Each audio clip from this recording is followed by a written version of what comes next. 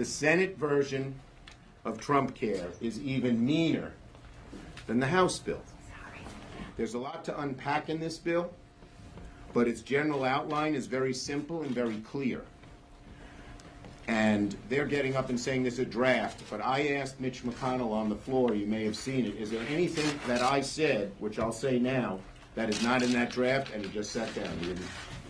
He didn't answer, so my guess is it's all in there. The bill takes dollars out of health care for millions of Americans and puts them right back in the pocket of the wealthy. It cuts health care for those who need it most, just to give a tax break for those who need it least. Senate Republicans with this bill are proposing to defund Planned Parenthood, to drastically slash Medicaid, which helps middle-class families with loved ones in a nursing home, and sends those dollars to the very richest people in America. Senate Democrats have been poring over the bill now that it's come out from behind closed doors, and here are just a few of the things that this bill will do. First, it'll cause health care costs for middle-class and working families to go up. By cutting back on tax credits and making Americans pay even a bigger percentage of their income for their premiums, they're going to send costs soaring. Second, the bill will kick millions off Medicaid by making even deeper cuts than the House bill. If you're a middle-class family with a loved one in a nursing home, the cost of that care is going to go up. Third, it abandons people with pre-existing conditions, putting at dire risk maternity care, mental health coverage, by allowing states even more latitude to get out of covering essential health benefits. Fourth, it defunds Planned Parenthood, making it harder for millions of women to obtain the health care they need and deserve. Now, why are they doing all this? To provide a giant tax break for the wealthiest Americans. Simply put, the bill will result in higher costs, less care. Millions of Americans will lose their health insurance, particularly through Medicaid. It's every bit as bad as the House bill, in some ways even worse. The president has said that the Senate bill needed heart. The way this bill cuts health care is heartless. The president said the House bill was mean. The Senate bill may be meaner. The Senate Republican health care bill is a wolf in sheep's clothing. Only this wolf's teeth are even sharper than in the House bill. Somewhere in America, Mr. President, there's a family who takes a trip each Friday to visit Grandma or Grandpa at a nursing home, who sacrificed all of their savings to pay for their health care until they had no more savings, and now they rely on Medicaid to help pay the cost of long-term care in the nursing home. Somewhere in America, President Trump, there's a father who is eaten up inside, watching his son struggle with opioid addiction, who knows in his heart that his son would be able to go on and live a healthy and fulfilling life if he could only afford treatment to get him out from under the devastating addiction. Somewhere in America, there's a parent whose child has cancer, a mother and father who stay up late at night worried that their insurance will not be available or run out before their family needs it most. In that America that my Republican friends envision with this health care bill, those Americans and many more beside might not get the coverage they need. We live in the wealthiest country on earth. We're proud of it, as we should be. But surely we can do better than what the Republican health care bill promises. Every American should be asking their Republican senators one simple question this weekend. Why do the wealthy deserve a tax cut more than we deserve health care? Senator Murray. Senator Schumer, thank you. Senator Wyden.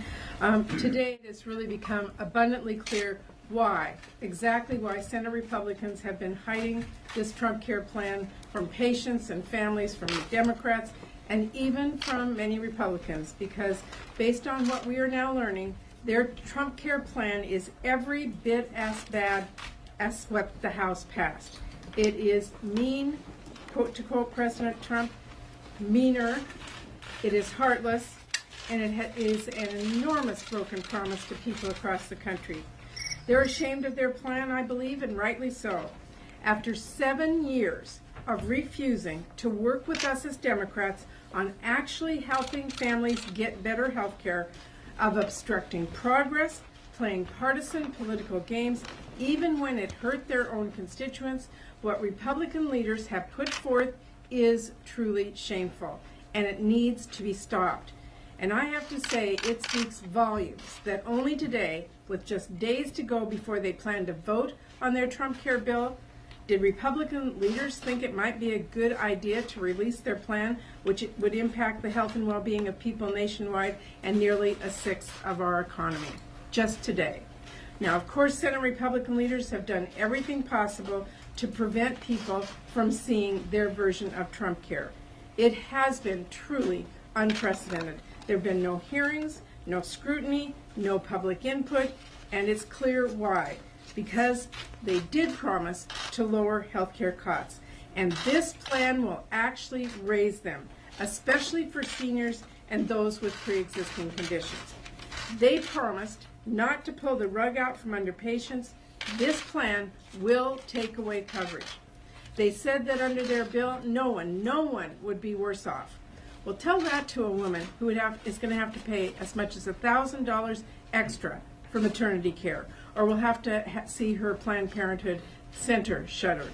They said their bill would protect patients with pre-existing conditions. Read the fine print of this bill. This plan is a backdoor way to put those patients' fate in the hands of insurance companies. The Senate Republican Trump care plan is every bit as bad as the version patients and families rejected in the House. And let me be very clear, if Republicans jam through this plan, they will own the consequences. Now, I know many Senate Republicans have said they are not happy with the secret process Republican leaders have been conducting. They want more time to review the plan, and they understand what it means for the people they serve. Well, my message to each of them is saying you're unhappy is not enough. Saying you're frustrated is not enough. You have the power to do something about it.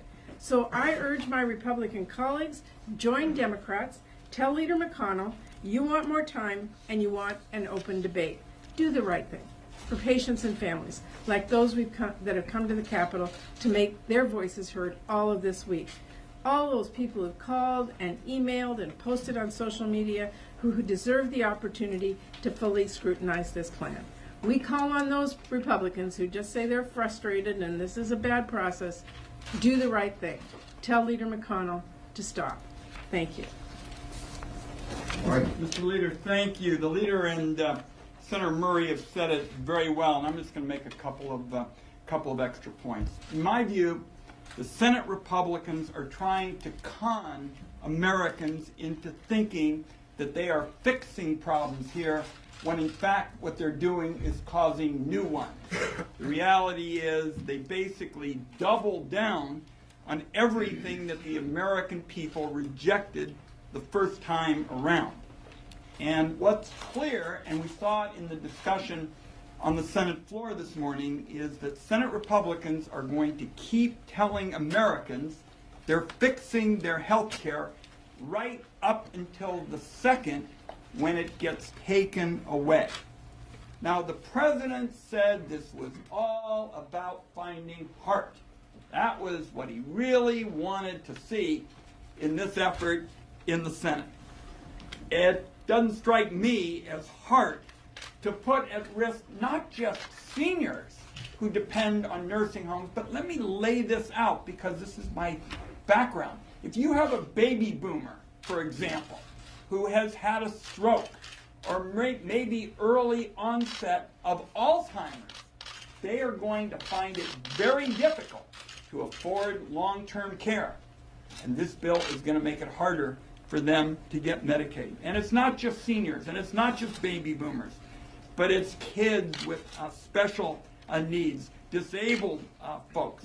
I mean, that's what this country has always stood for, that we would be there for folks who didn't have clout, folks who didn't have big, powerful lobbies on K Street. We are not going to turn our back on them. And I want to close with two last points. One deals with substance and one deals with the matter you heard about on the floor. The Republicans have tried to twist and distort a provision that I wrote in the Affordable Care Act to allow states to offer innovation waivers. And there are very strong consumer protections in this, so that states are given the right to do better under current law. What Republicans are clearly trying to do is to gut those consumer protections that we insisted on and really turn back the clock and strip Americans of their rights. One last point deals with this morning.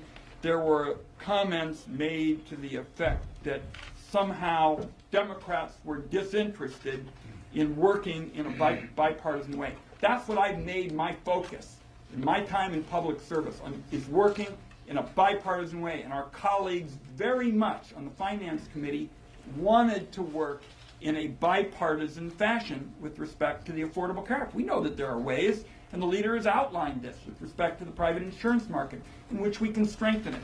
Not once have I or my colleagues been asked by a single Republican to work on this bill or discuss fixes, bipartisan fixes, to the Affordable Care Act. The statement this morning that Democrats refuse to work with the other side is not just a fiction, it is a gross fiction.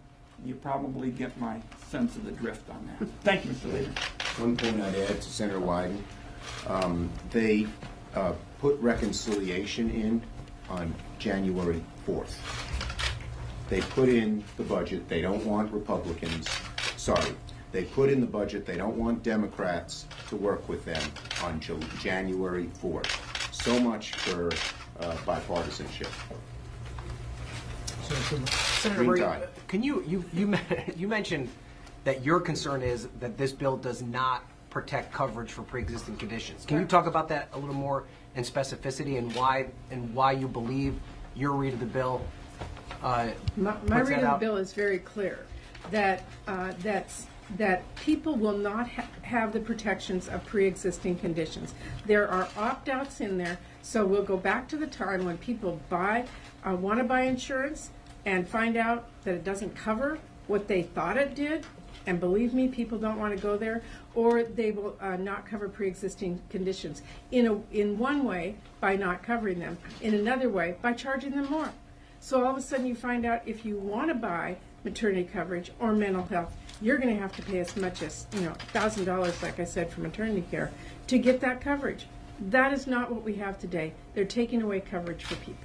Senator Schumer, and I'd be curious to get Senator Wyden's take on this too. One of the provisions in this bill are propping up stability in the markets. They put tens of billions of dollars over the next 4 years for states and counties where they say, insurers have left. I mean, how do you address that issue? That's their approach, but how would you address that issue where those states or counties don't have those? Yeah, first, they don't need it in the bill. It's current law. They can do that right now. So it's nothing new. But second, you can't destroy the whole foundation and then say you're going to patch a hole in the wall. It's just the whole construct will collapse around people who need health care, and a small amount of salve isn't going to help. It's not close to enough. It's what they're trying to do here. This is a nasty bill, and they're trying to cover it up with little things here and there. So people, states won't be required, those states that ask for additional Medicaid won't be required to drop out instead of 2020 later. But they start cutting Medicaid immediately. It's, they're trying to disguise. If they had the courage of their convictions, it would be a totally different bill. And they'd say, hey, yeah, we're cutting Medicaid. We don't think the government should be involved. That's what they really believe. But they know the American people don't agree with that, so they come up with these little subterfuges. On this point, Republicans that came out of the meeting saying that states can choose to keep the expansion if they want. They just have to pay more for it. And I wonder what your response is to that. Well, It speaks for itself. Yeah, the states are going to pay more for it, and we'll have more analysis on this shortly. But overall, the Medicaid cuts are deeper. You know, this whole construct, this whole arrangement is set up to try to give people a sense that they have fixed all this stuff from what went over so badly with the American people. And the reality is that on key issues like Medicaid, and that's why I mentioned the kids and the baby boomers and all of those who are walking on an economic tightrope, overall, the cuts are going to be deeper. I think people who have coverage, say to help their senior citizen parents in nursing homes, aren't going to say, well, maybe the states will give it to us after the feds cut it off. That's small consolation. Senator Schumer, on the Medicaid, you know, as long as you and I have been here, which is a long time, both parties have really been talking about entitlements reform and have never been able to sort of, I mean, there seems to be a bipartisan desire for it, but they've never been able to do it. Do you think the Medicaid program does need to be changed, and is there a way, should it be done on a health care bill, and is there a way to do it where you're not hurting these vulnerable they're not trying to populations? change it. They're just trying to cut it. We're always willing to look at reforms to make it more efficient and effective, and we've done that through the years. But this is not reform. Basically, if you talk to some of the people, the most conservative, they don't believe there should be Medicaid at all, and this is a step to eradicating it. Can I add one sentence to what the leader said? Not only are we open to reforms, but Democrats, if you look at the last few years, have been very supportive of the idea of introducing a bigger role for the private sector in Medicaid. So we have been there, and that was why listening to all this about how Democrats don't give a whit about working in a bipartisan way is just a fiction. And on your point, we have a history of working with Republicans to bring the private sector into a bigger role in Medicaid. Last one. Democrats have talked repeatedly about wanting to improve Obamacare, so why haven't Democrats put forward their own plan We have. for fixes? We will send you a letter we sent about a month ago, signed by every one of the Democratic senators, saying, work with us. Here are the changes we propose to make ACA better. What do you propose to make it better? We got no answer. Senator Schumer, before you That's go, it. Nope. what President Trump just talked about the Buffalo tapes. being in there, Senator Schumer. Senator Schumer, So there's no tape. he said there's no tape. Senator Schumer, do you have a response to that?